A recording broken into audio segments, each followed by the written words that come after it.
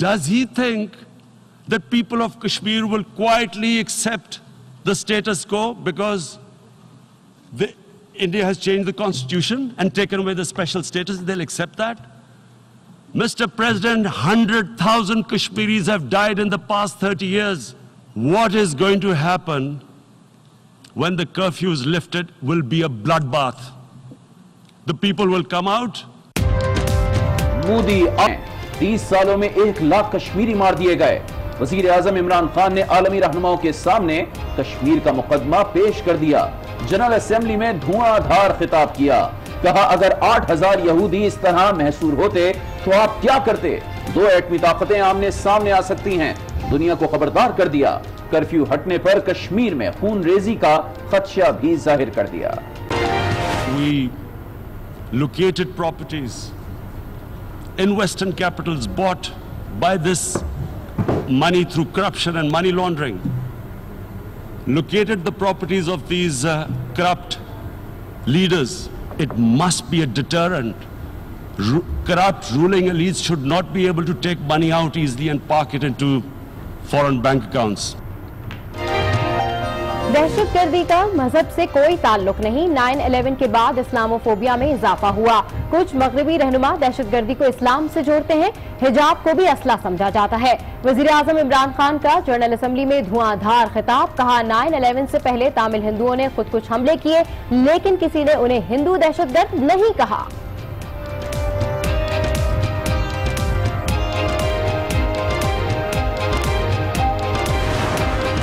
No one did research that before 9/11, the majority of suicide attacks in the world were by Tamil Tigers, who were Hindus. No one blamed Hinduism.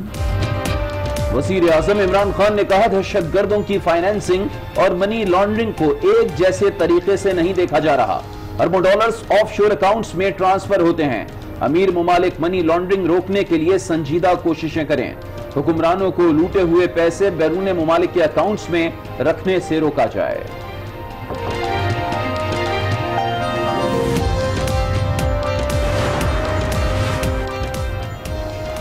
वजीर आजम इमरान खान ने general assembly में अपने खिताब में कहा दुनिया माहौलियाती तब्दीली की संजीदगी को नहीं समझ रही। माहौलियाती तब्दीली से मुतासरा दुनिया के 10 ममालिक में पाकिस्तान भी शामिल है। माहौलियाती तब्दीली के लिए मुश्तरका काविशों की जरूरत है।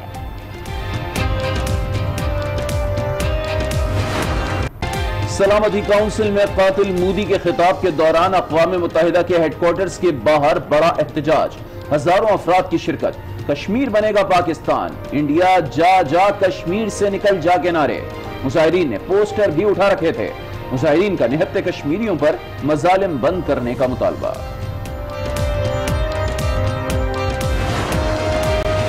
पाकिस्तान की बड़ी सिफारती कामयाबी। अमेरिका ने भारत से मकबूजा कश्मीर में पाबंदियां हटाने का मुतालबा कर दिया। अमेरिकी नायब मुआविन सेक्रेटरी खारजा एलिस वेल्स ने कहा भारत मकबूजा वादी से पाबंदियां खत्म करे और गिरफ्तार अफराद को फौरी रिहा करे। पाकिस्तान और भारत चाहे तो अमेरिकी सदर डोनाल्ड ट्रंप सालसी के लिए तैयार है।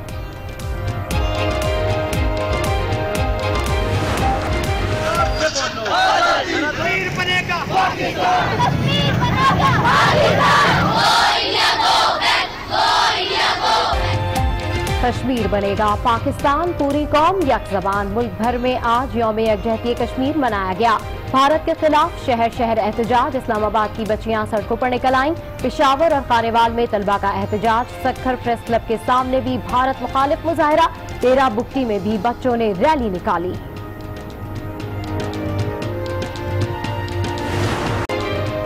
कराची में तेज बारिश, शहर डूब गया, सड़कें तालाब बन गई, गटर उबल पड़े, नाले बिफर गए, सड़कों पर कई फुट पानी जमा, गाड़ियां फंस गईं, मोटरसाइकिलें पानी में बह गईं, निजाम जिंदगी मफलूज। अंडरपासेस स्विमिंग पूल का मंजर पेश करने लगे, घरों में भी पानी दाखिल हो गया।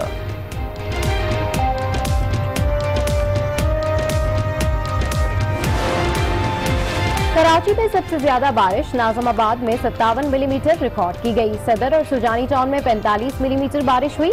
नॉर्थ कराची में 27 और लांडी में 20 मिलीमीटर बारिश रिकॉर्ड। महकमा मौसमियात के मुताबिक बारिश बरसाने वाला सिस्टम कमजोर पड़ गया। कल शाम से समंदरी हवाएं बहाल होने का भी इम्कान।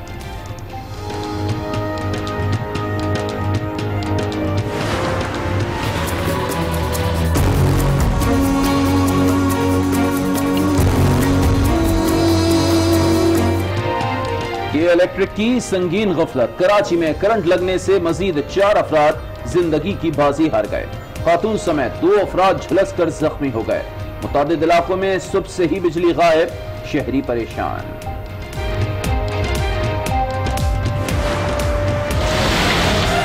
जब बारिश आता है तो पानी आता है, जब ज्यादा बारिश आता है तो ज्यादा पानी आता है। आपको पानी नजर आएगा जब बारिश होता है। कराची में बारिश से निजाम जिंदगी दरहम बरहम, सिंध और शहरी हुकूमत गायब। सड़क पर बहने वाला पानी इंतजामिया के दावे भी बहा ले गया। कहाँ जाए, किससे करे फरियाद, अवाम फट पड़े। कहीं इंतजामिया नजर नहीं आ रही, रोडों पे गाड़ियां बंद हो गई हैं, लोगों की गाड़ियां, फैमिलीज बहुत परेशान है। बुरी सूरत हाल है, बाइकें बंद हो रही है, पानी जगह जगह जमा है। टैक्स ले रही है हमसे, वो काम हो नहीं रहा। आपके सामने सारी नालियां वगैरह सारे रोड भरे हुए हैं यहाँ पे।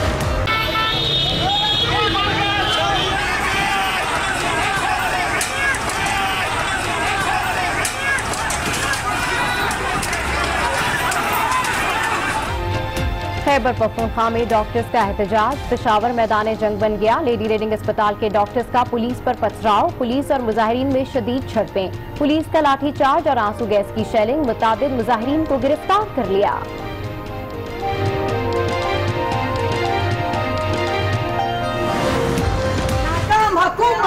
नाकाम हुकूमत। मेरी माओ बहनों बच्चियों पे डंडे बरस रहे हैं, मेरे बेटों पे, मेरे भाइयों पे डंडे बरस रहे हैं। डॉक्टर्स पर तशद्दुद के खिलाफ निगहत और अगज़ई बरहम हो गई, डंडा लेकर ऐवान में पहुंच गई। हुकूमत के खिलाफ शदीद एहतजाज किया। असेंबली में रीजनल और डिस्ट्रिक्ट हेल्थ अथॉरिटी का बिल मंजूर कर लिया गया।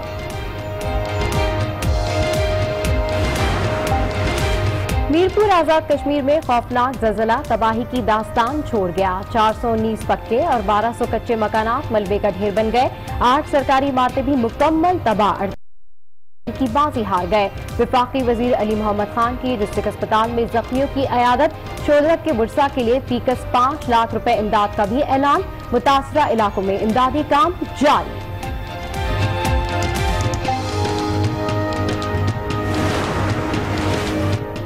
और वजीर आजम इमरान खान से चेयरमैन NDMA का राब्ता। लेफ्टिनेंट जनरल मोहम्मद अफजल ने वजीर आजम को जलजले में होने वाले नुकसानात से आगाह किया। वजीर आजम इमरान खान का कीमती जानों के नुकसान पर इजहार अफसोस। चेयरमैन NDMA को तमाम वसाइल बरोएकार लाते हुए मुतासरीन को फौरी इमदाद और बहाली का हुक्म।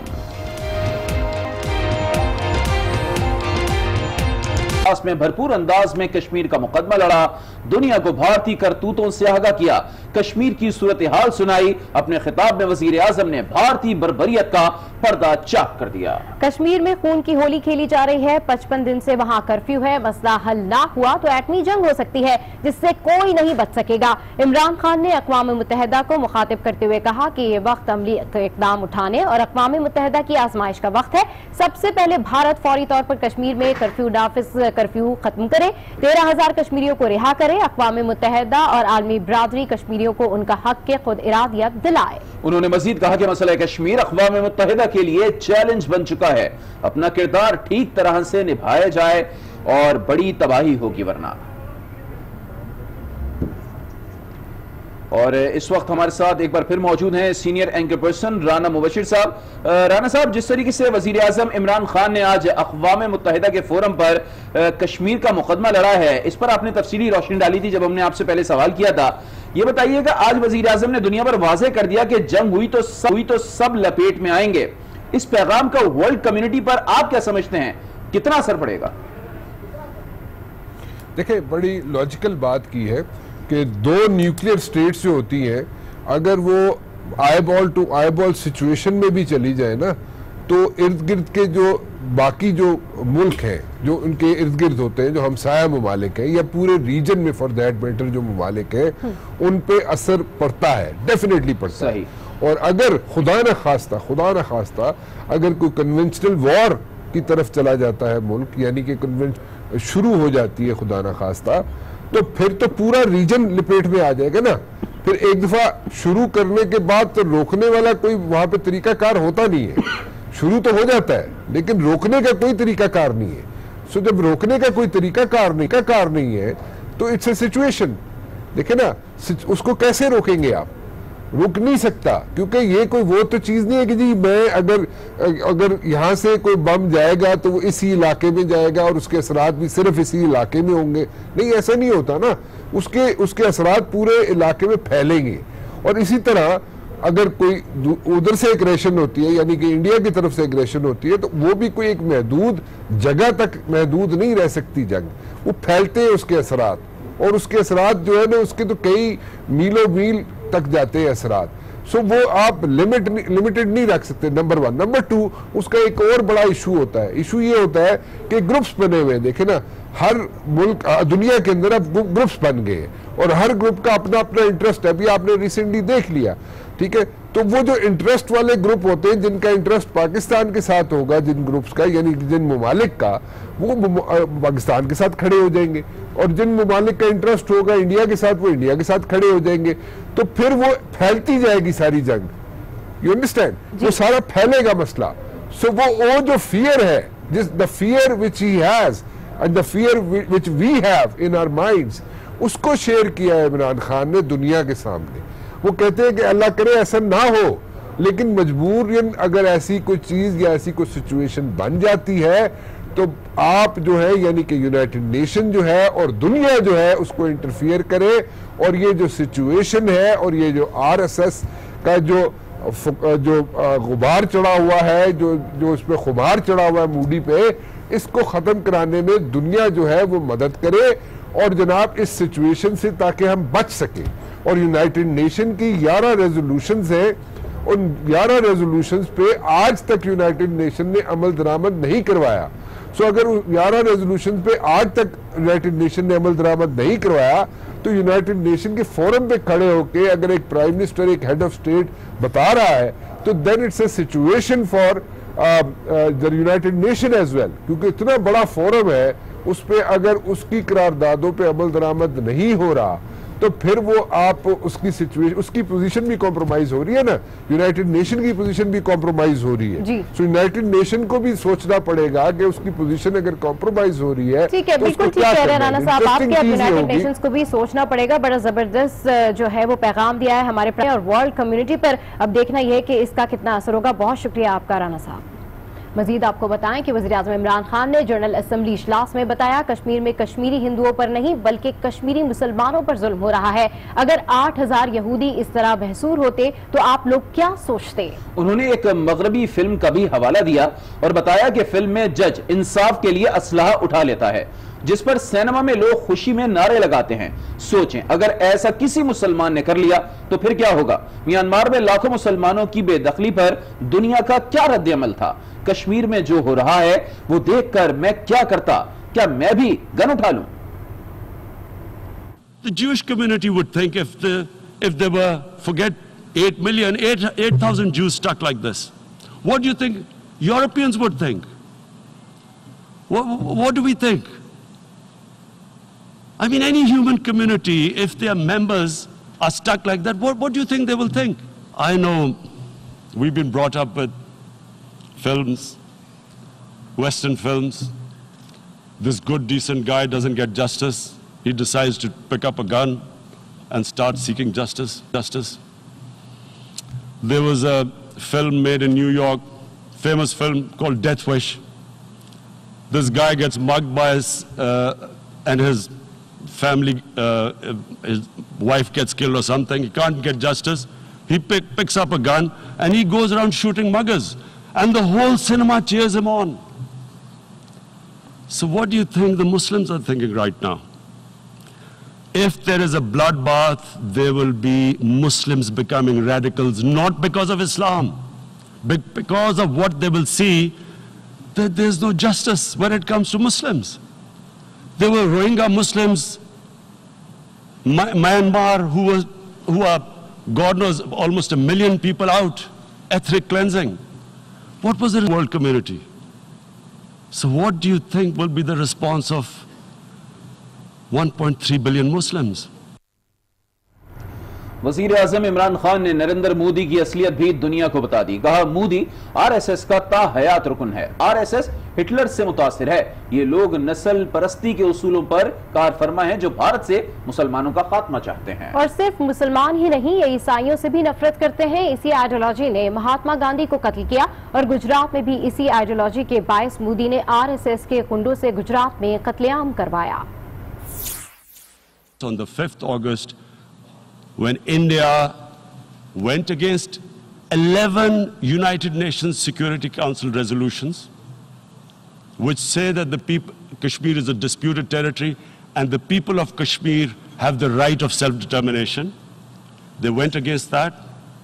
They went against Simla Accord, which is about bilateral, sorting out our differences through bilateral means, went against that. They actually went against the Indian Constitution. Illegally, they revoked Article 370, which gave Kashmir the special status. They got an extra 180,000 troops there. Total number of security forces in Kashmir, 100,000. And they put 8 million people of Kashmir under curfew.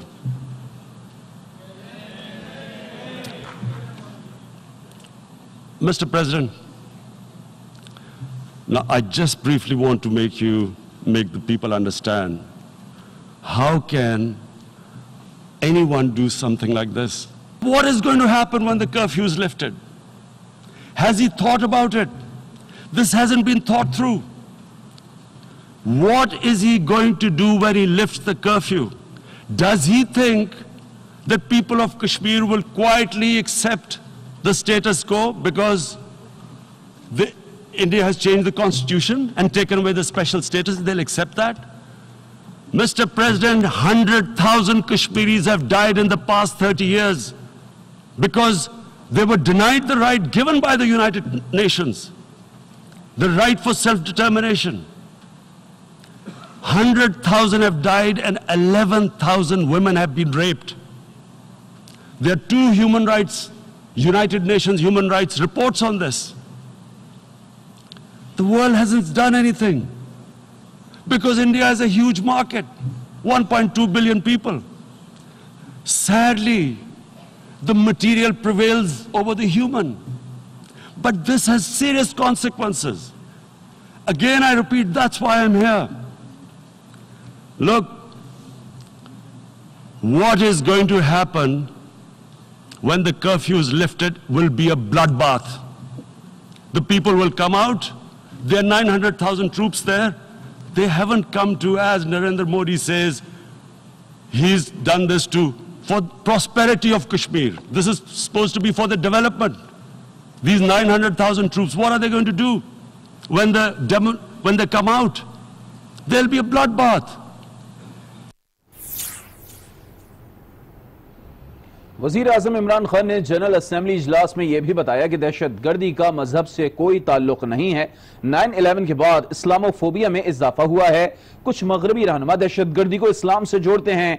हिजाब को भी असलहा समझा जाता है। जब इस्लाम की तौहीन पर मुसलमानों का रद्द अमल सामने आता है तो उन्हें इंतहा पसंद कह दिया जाता है।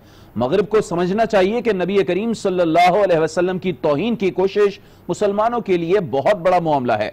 जिस तरह हॉलोकॉस्ट के बारे में कहा जाता है तो यहूदियों को बुरा लगता है। यह आजादी इजहार राय नहीं, दिल आजारी है। 9/11 से पहले तामिल हिंदुओं ने खुदकुश हमले किए, लेकिन किसी ने उन्हें हिंदू दहशतगर्द नहीं कहा। मगर 9/11 के बाद उन्हें जहादियों को दहशतगर्द करार दे दिया गया, जिन्हें रूस के खिलाफ पहले हीरो बनाकर पेश किया जाता रहा था।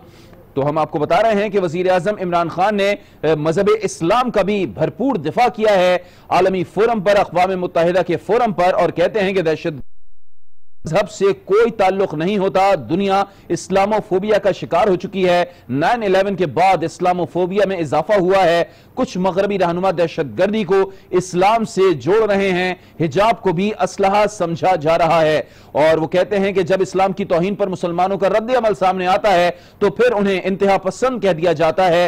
मगरिब को यह बात समझना चाहिए कि नबी आखिरुज़्ज़मा सल्लल्लाहु अलैहि वसल्लम की तौहीन की कोशिश मुसलमानों के लिए बहुत बड़ा मामला है। जिस तरह हॉलोकॉस्ट के बारे में कहा जाता है तो यहूदियों को बुरा लगता है। यह आजादी इजहार राय नहीं है बल्कि दिल आजारी का मामला है। 9/11 से पहले तामिल हिंदुओं ने खुदकुश हमले किए लेकिन किसी ने उन्हें हिंदू दहशतगर्द नहीं कहा था, मगर 9/11 के बाद जब जहादियों को दहशतगर्द करार दिया गया जिन्हें रूस के खिलाफ पहले हीरो बनाकर पेश किया जाता रहा था, तो हम आपको बता रहे हैं कि वजीर आजम इमरान खान ने आज अक़वाम मुत्तहिदा के फोरम पर कश्मीर का मुकदमा लड़ा है, इस्लाम का मुकदमा लड़ा है, मुसलमानों का मुकदमा लड़ा है। और उन्होंने कश्मीर के मुकदमे के साथ साथ जब इस्लाम की बात की तो उन्होंने कहा कि हम देख रहे हैं कि 9/11 के वाक़े के बाद दुनिया तब्दील हुई, इस्लामोफोबिया में हमें बेपनाह इजाफा देखने को मिला। कुछ मगरबी रहनुमा दहशतगर्दी को इस्लाम से जोड़ते रहे हैं और ताहाल जोड़ रहे हैं। हिजाब को भी असलहा समझा जा रहा है यूरोप के कई ममालिक में। और हम आपको बताएं कि वो कहते हैं कि इस्लाम की तौहीन पर मुसलमानों का रद्द-ए-अमल जो ही सामने आता है तो फिर उन्हें इंतहा पसंद कह दिया जाता है। तो वजीर आजम के जनरल असेंबली से खिताब के हवाले से रफत सईद से अब जानेंगे। रफत, जरा बताइएगा मजमूई तौर पर इस खिताब